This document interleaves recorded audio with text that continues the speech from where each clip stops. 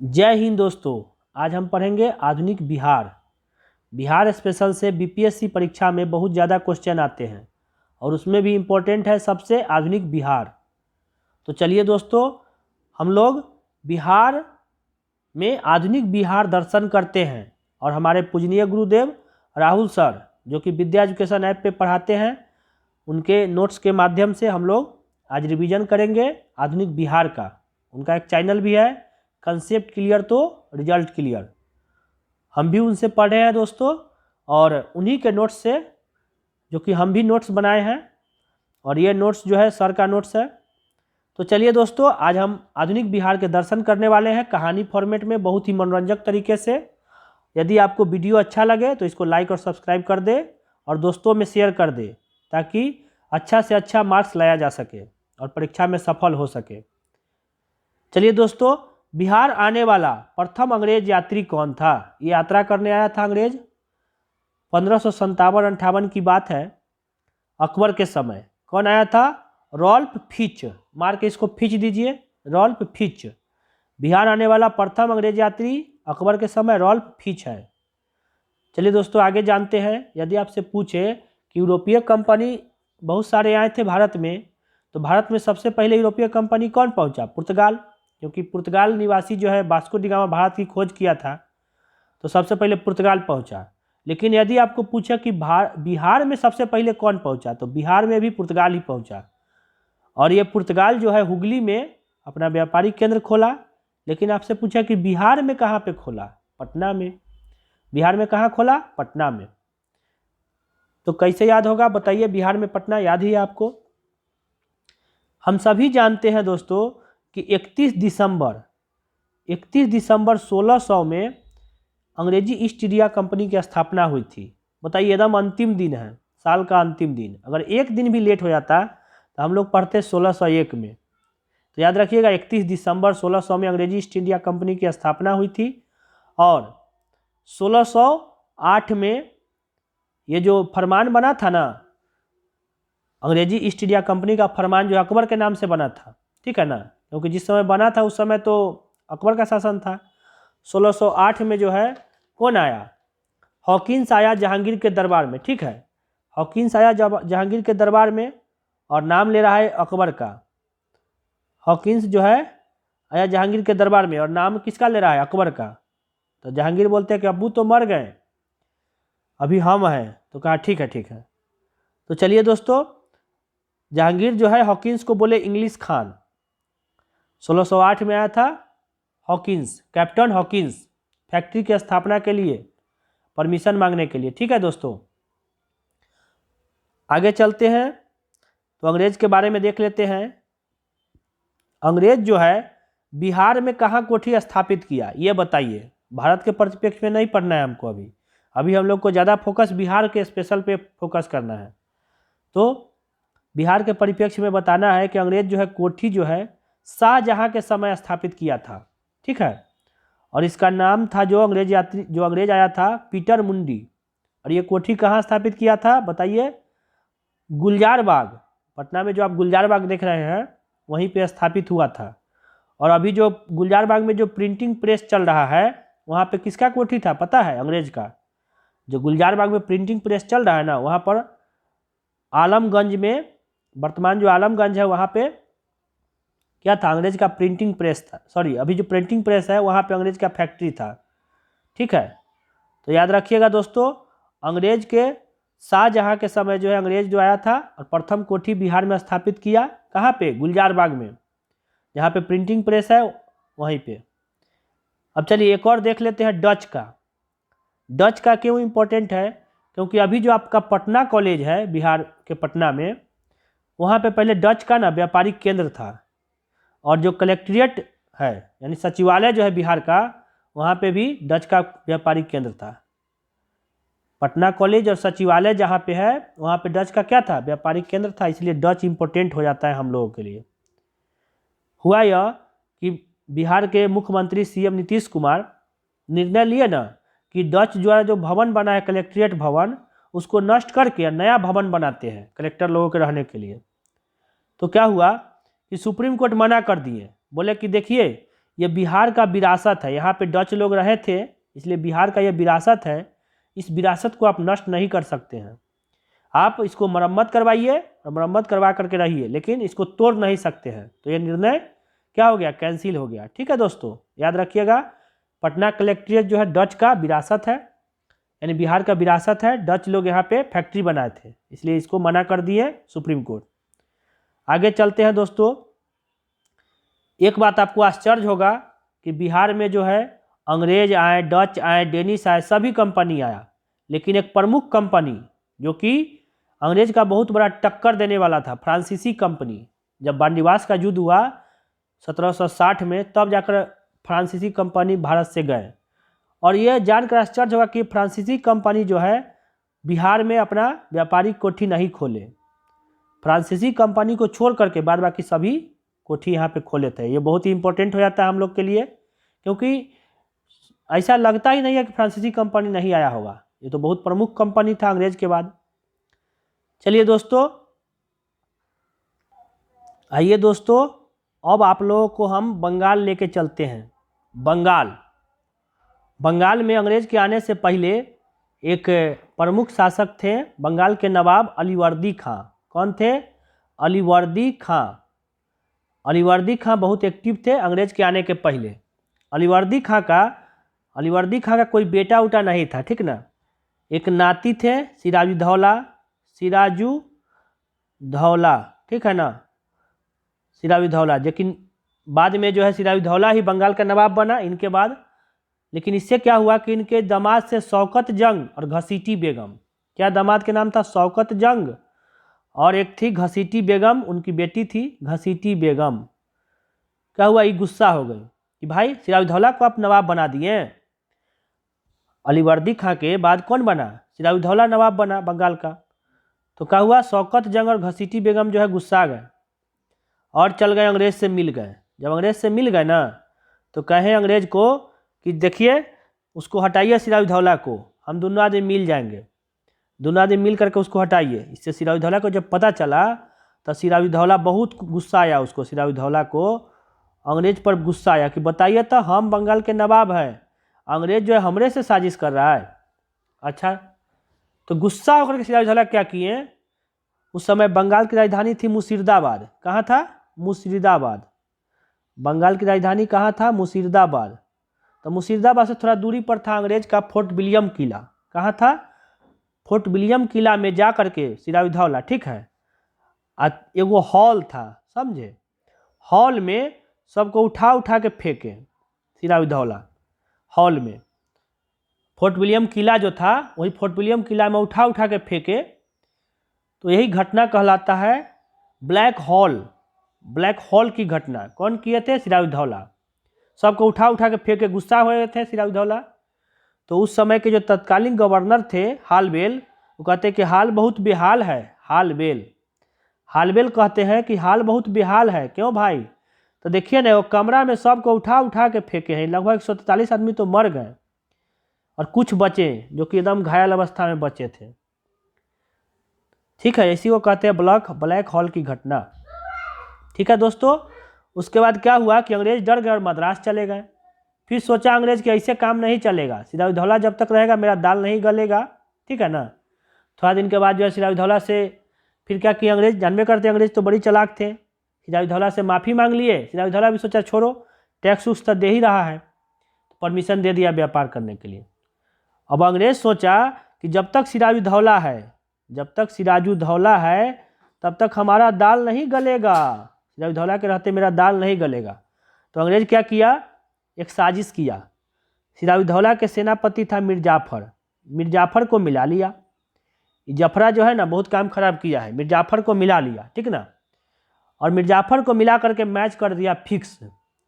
Match क्या किया, fix कर दिया। इधर जो है अंग्रेज और फ्रांस में जो है सप्तवर्षीय युद्ध चल रहा था। अंग्रेज और फ्रांस में जो है सप्तवर्षीय युद्ध चल रहा था।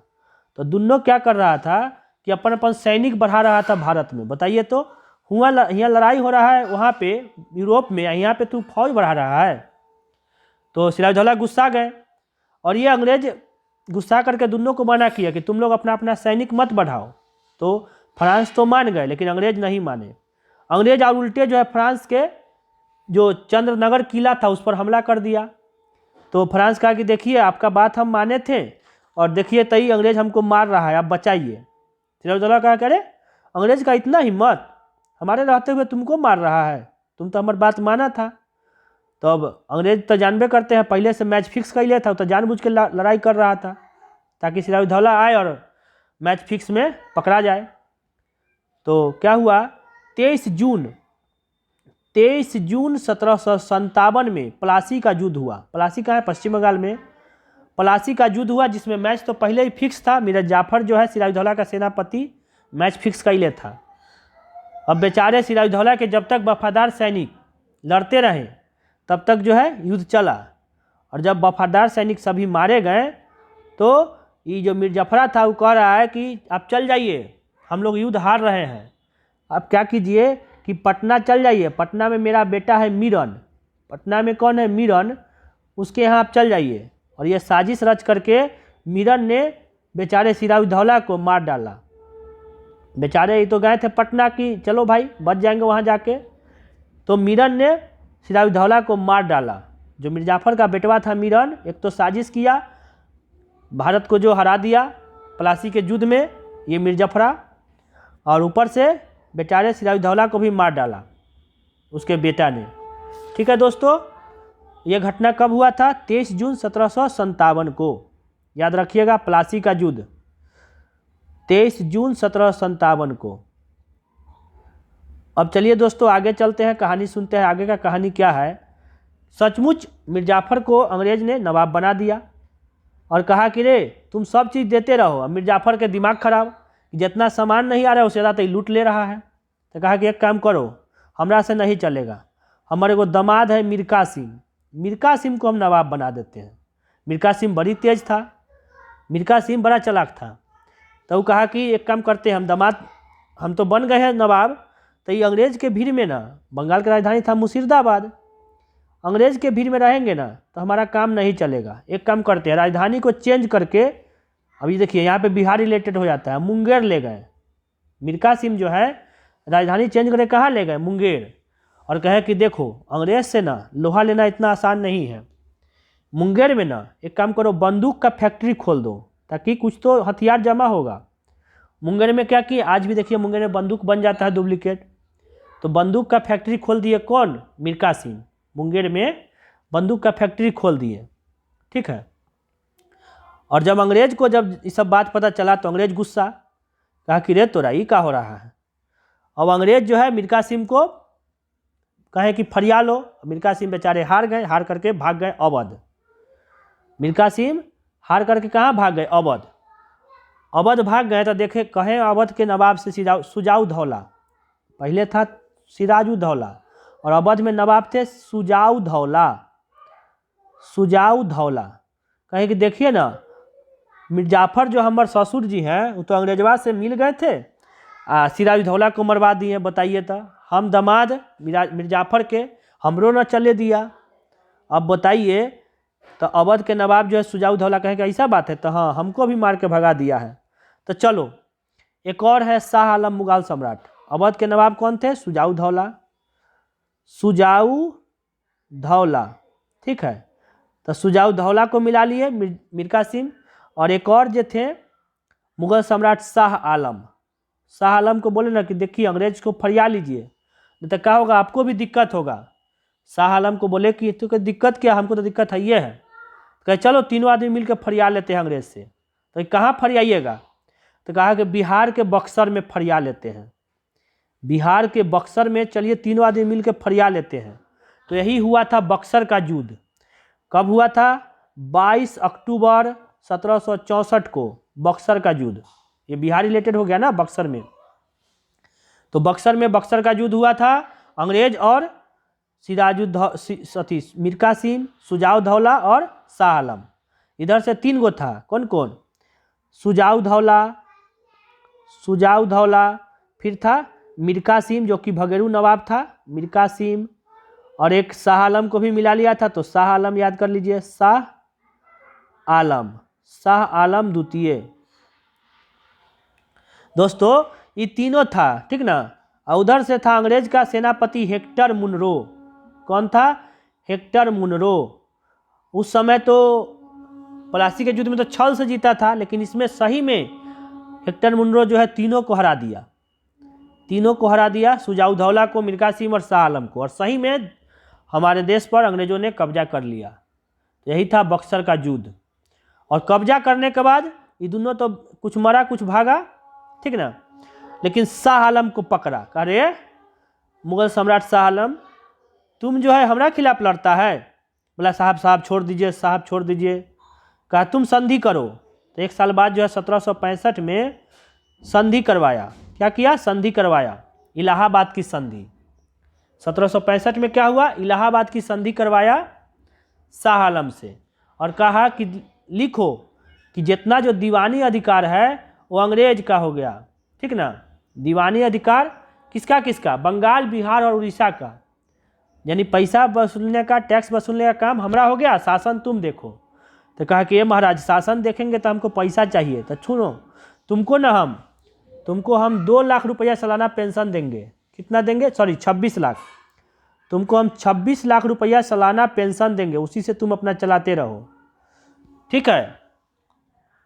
इलाहाबाद की संधि हुआ था मुगल सम्राट शाह आलम से, और जिसमें क्या हुआ? बंगाल, बिहार और उड़ीसा की दीवानी मिल गई उसको। इसी से समझिए कि अंग्रेज के शासन का नींव पड़ गया, ठीक है दोस्तों। चलिए दोस्तों, अब चलते हैं 1857 का विद्रोह। 1857 का विद्रोह बिहार के सापेक्ष में 1857 का विद्रोह जो है पटना से शुरू हुआ। कब हुआ शुरू? 3 जुलाई 1857 को। 3 गो बल्ब जलाया, 3 गो मसाल जलाया, ऐसे याद कर लीजिए। 3 गो जलाया, कौन चीज़? मसाल, 1857 में, और विद्रोह शुरू हो गया। और विद्रोह की शुरुआत किए थे वीर पीर अली ने। पीर अली क्या थे भाई? पीर अली का देखते हैं। पटना में पीर अली, प से पटना, प से पीर अली, और पुस्तक विक्रेता थे। देखिए देखते हैं, पीर अली का जन्म जो है ना आजमगढ़ में हुआ था, लेकिन वहाँ से वे पटना आए और पटना शहर में एक पुस्तक की दुकान खोला। काफ़ी भीड़ लगता था पुस्तक के दुकान पर, ठीक है। और ये अंग्रेज के खिलाफ भी भड़काऊ बातें होती थी यहाँ पर। अंग्रेज देखा कि अरे वाह, पीर अली के दुकान पर तो सब लोग खूब मिलते जुलते और भड़काऊ बात करते हैं, और ये जो है क्रांतिकारी पुस्तक भी बेचते थे। इनकी बहुत दिलचस्पी थी क्रांतिकारी पुस्तक में। क्रांतिकारी व्यक्ति थे ना, इसीलिए। इस बात की जानकारी जो है अंग्रेज के कमिश्नर जो है, पटना के कमिश्नर विलियम टेलर, पटना ट से Taylor, Patna Taylor, William Taylor को हो गया। अब क्या हुआ कि बेचारे जो ये पीर अली थे, जो कि पुस्तक विक्रेता थे, ट्रिक मान लीजिए, पीर अली पुस्तक विक्रेता, पीर अली पुस्तक विक्रेता, कहाँ पे? पटना में। 3 जुलाई को शुरू हुआ था विद्रोह, ठीक है। हंसी लगेगा आपको, प से तीनों है, ठीक है ट्रिक। अगला चलिए दोस्तों, बहुत ही दुखद घटना हुई। 3 जुलाई को विद्रोह हुआ था, और 5 जुलाई को, 2 दिन बाद 5 जुलाई को इनके 14 साथी को पकड़ लिया गया। 14 साथी के साथ पीर अली को पकड़ लिया गया। टेलरवा जो है पकड़ लिया, और इनके मुख्य साथी में नाम याद रखिएगा, शेख भिखारी, गुलाम अली और गुलाम अब्बास। शेख भिखारी, गुलाम अली और गुलाम अब्बास। और बहुत ही दुखद घटना हुई 7 जुलाई को। 7 जुलाई को बिहार के इतिहास में बहुत ही दुखद घटना हुई। पीर अली समेत उनके सभी साथी को फांसी दे दी गई।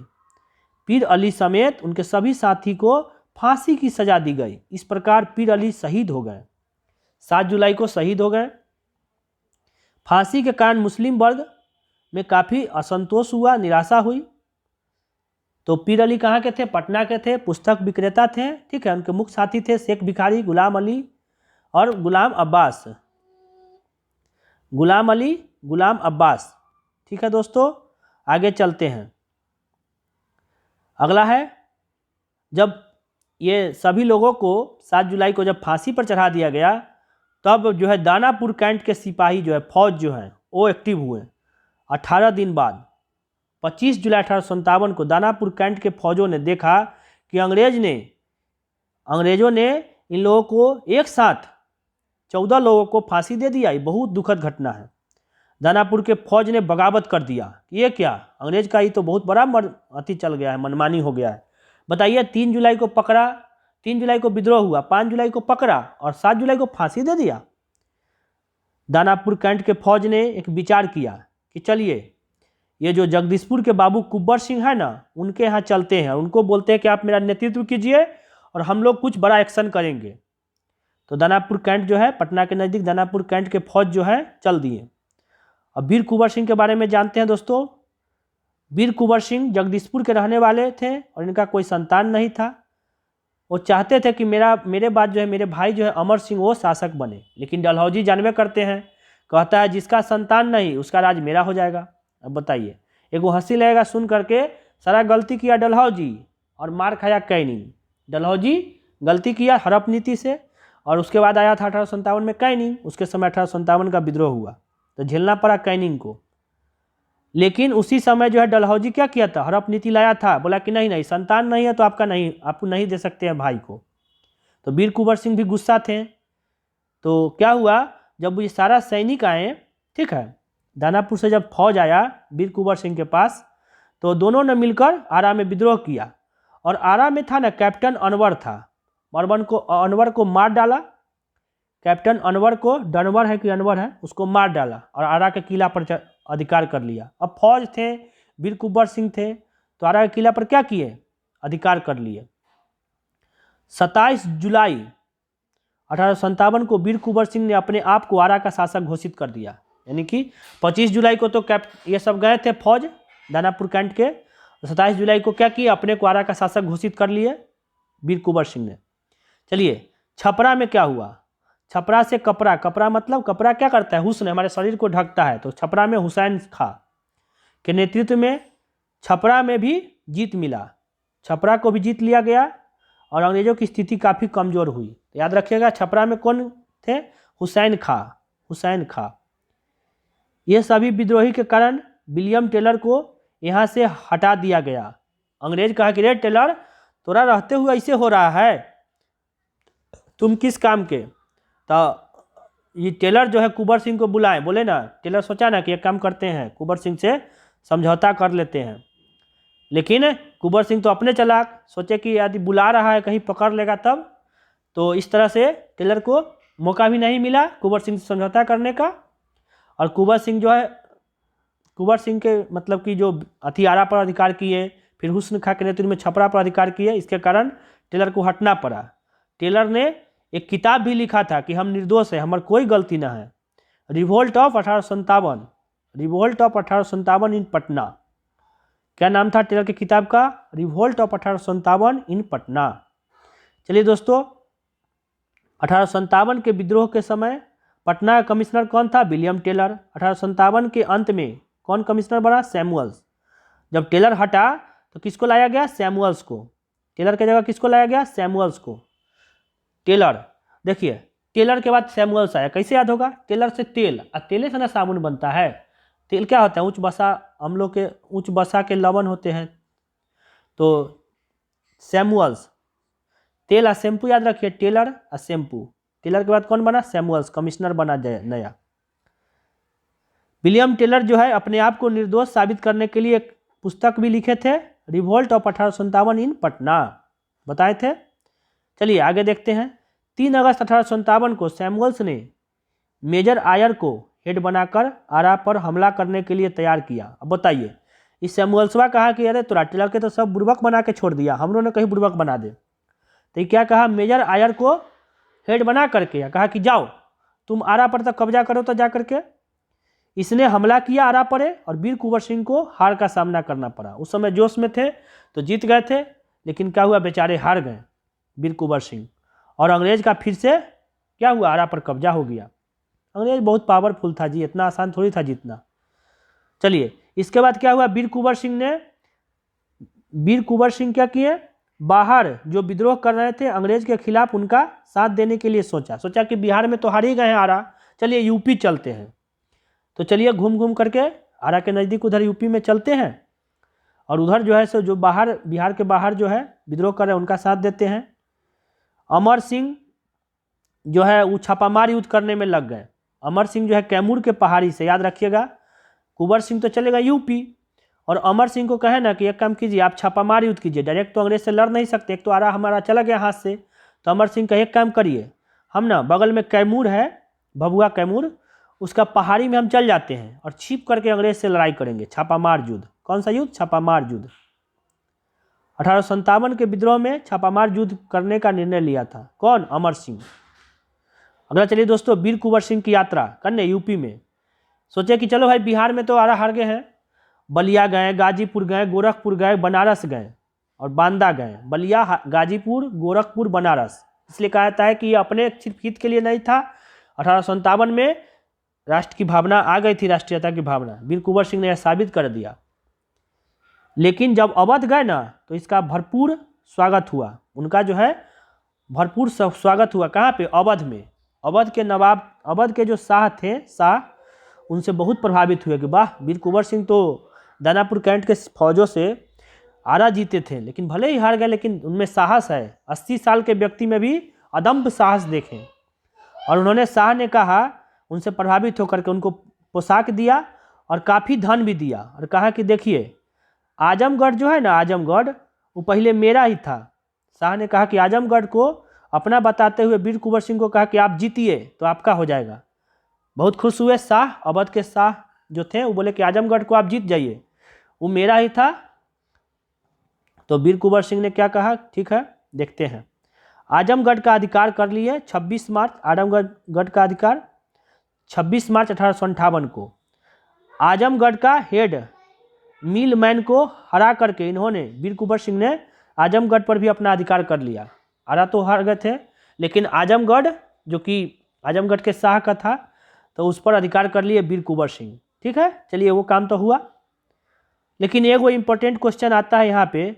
सब लोगों ने वीर कुंवर सिंह का स्वागत किया था, लेकिन रीवा के, मध्य प्रदेश के जो रीवा है, वहाँ के शासक जो है वो अंग्रेज का साथ देता था, उसने कुंवर सिंह का स्वागत नहीं किया, यानी कुंवर सिंह के उल्टा काम किया। देखिए, लिखिए, ट्रिक बताते हैं। कुबर, तो बर के उल्टा कर दे री बा, यानी रीवा के शासक जो है कुंवर सिंह के उल्टा काम किए। कुंवर सिंह में राष्ट्रीयता की भावना थी और वो जो है अंग्रेज के साथ दे रहा था रीवा के शासक।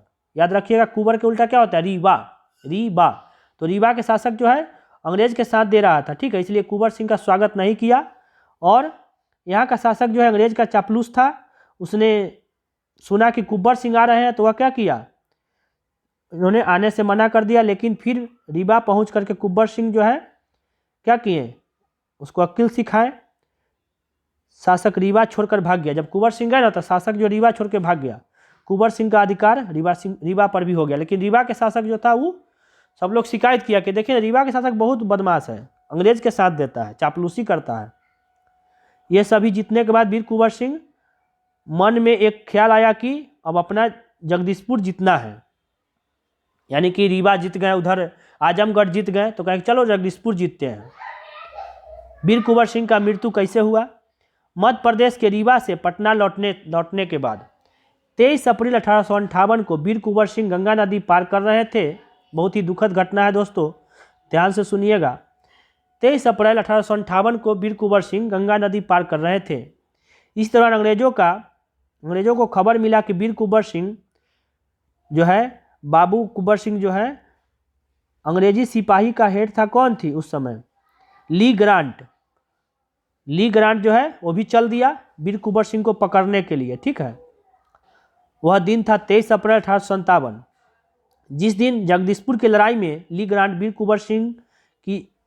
जो है वीर कुंवर सिंह को एक गोली मार दिया। वीर कुंवर सिंह को एक गोली लगा, जिस कारण वीर कुंवर सिंह ने जहर फैलने के डर से, मतलब कि जो गोली लग गया है तो जहर फैल जाएगा, इसलिए क्या हुआ कि एक हाथ काट करके दूसरे हाथ से, जिस हाथ में गोली लगा था उस हाथ को क्या किए? काट दिए और काट करके गंगा माता को समर्पित कर दिए। हे गंगा माता, मेरा रक्त आपको समर्पित है। ये वीर जो है इतना ही कर पाया और इस कारण जो है उनका क्या हुआ? बहुत सारा खून बह गया। हाथ तो काट लिया था दूसरे हाथ से, गोली लगा हुआ हाथ को, लेकिन उनका बहुत सारा खून जो है बह गया था, जिस कारण उनको 3 दिन बाद 26 अप्रैल 1857 को बाबू वीर कुंवर सिंह का निधन हो गया, यानी वो शहीद हो गए देश के नाम। तो दोस्तों, बाबू वीर कुंवर सिंह का शहीद कब हुए? 26 अप्रैल को। 26 अप्रैल। हम कहते हैं कि बाबू कुंवर सिंह कभी नहीं मर सकते हैं, उनकी छवि जो है हमेशा बनी रहेगी। छवि यानी 26। हे बाबू कुंवर सिंह, आपकी छवि जो है आपका से अप्रैल याद रखिए। छवि सभी दिन मतलब हमेशा जो है भारतीयों के आंखों में बसी रहेगी, क्योंकि आपने 80 साल के एज में भी वो कर दिखाया जो एक नौजवान भी नहीं कर सकते थे। ठीक है दोस्तों, तो याद रखिएगा 26 अप्रैल बाबू कुंवर सिंह की मृत्यु। अमर सिंह को उम्र कैद मिला। अमर सिंह को क्या मिला? उम्र कैद। अंग्रेजों के हाथों पकड़ने के बाद अमर सिंह को मिला उम्र कैद। अमर सिंह जो है कैमूर के पहाड़ी से छापामार युद्ध कर रहे थे। 1858 का एक्ट आया, क्योंकि अमर सिंह बच गए, क्योंकि ना 1858 के एक्ट आया और अंग्रेज सोचे ना कि अब जो है ना ये सब हड़प नीति खत्म करो, जिसमें कहा गया कि विद्रोहियों को फांसी नहीं उम्र कैद दी जाएगी और हड़प नीति खत्म। विद्रोहियों को क्या किया जाएगा? फांसी नहीं, यानी अमर सिंह को। और इसमें भी जो है ना अमर सिंह को एगो कोई मतलब देशद्रोही जो है कोई उनको पकड़वा दिया था। ठीक है दोस्तों, तो और वो देशद्रोही कौन था जानते हैं? महाराजा जंग बहादुर। जंग बहादुर के दिमागे में जंग लगल था, देशद्रोही आदमी। अमर सिंह को पकड़वा दिया और अमर सिंह को जेल हो गया, लेकिन बच गए, फांसी नहीं हुआ, क्योंकि अंग्रेज जो है कहें कि अब जो है 1858 हो गया था उस समय पकड़वाते पकड़वाते। 5 फरवरी 1860 को पेचिश के कारण मृत्यु हो गई, यानी कि उनको तो उम्र कैद हुआ था ना, तो अमर सिंह की मृत्यु कब हुई? 5 फरवरी 1860 को। आपको मेन याद रखना है कुंवर सिंह जो 26 अप्रैल मरे। चलिए दोस्तों, तो आज के लिए इतना ही। अगले क्लास में हम लोग चंपारण सत्याग्रह पढ़ेंगे। जय हिंद, जय भारत।